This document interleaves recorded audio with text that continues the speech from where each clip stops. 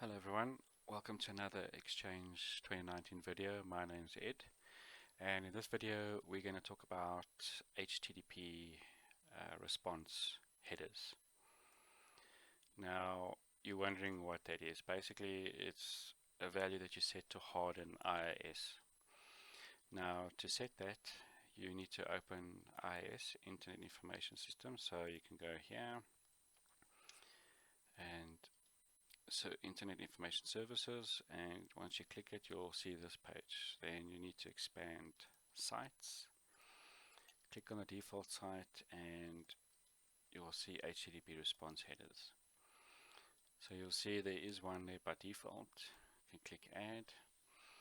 I already have the values here, so we basically want to set it to strict, and the value that we want is the age, and we want to include subdomains,